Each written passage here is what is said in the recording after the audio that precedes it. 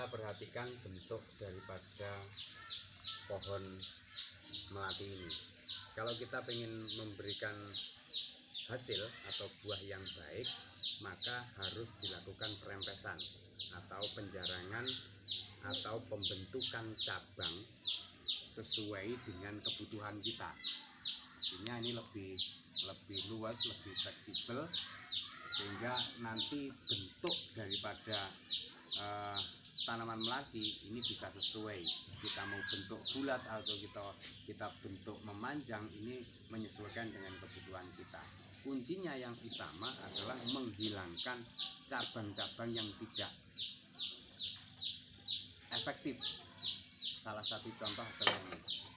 Kita perhatikan ini adalah tidak efektif karena dia tidak mampu mengeluarkan bunga. Nah, terus kemudian pengurangan daun. Daun ini harus kita kurangi. Fungsinya apa? Yang pertama adalah untuk mengurangi penguapan. Yang keduanya agar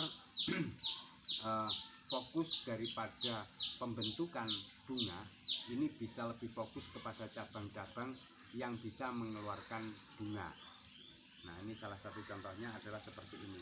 Nah, apabila terjadi ada bunga yang sudah tidak bagus lagi atau yang sudah kelopaknya sudah hilang, ini harus kita potong. Tapi kita harus perhatikan ketika kita memotong harus di atas tangkai daun, ya, harus di atas tangkai daun. Nah, seperti ini. Nah, kenapa seperti itu alasannya?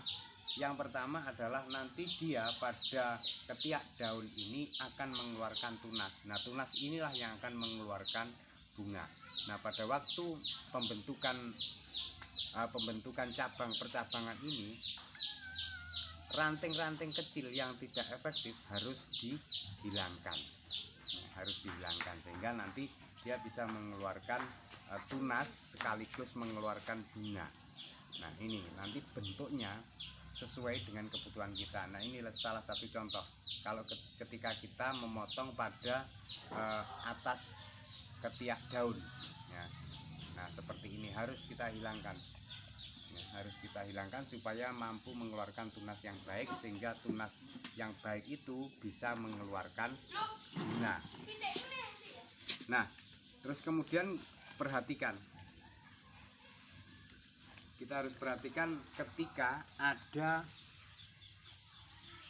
ketika ada tunas yang keluar dari bawah atau keluar dari akar, ini harus kita hilangkan.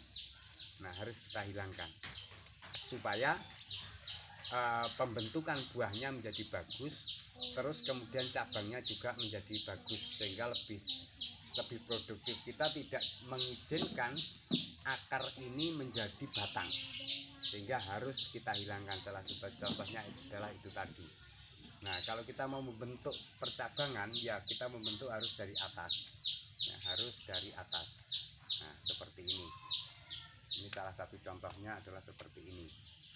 Nah, ini saudara-saudara bisa mengamati mana cabang yang produktif dan mana yang tidak. Itu yang dapat terkait dengan pembentukan tajuk daun, tajuk tanaman, sehingga nanti dia mampu mengeluarkan bunga yang baik. Oke, terima kasih.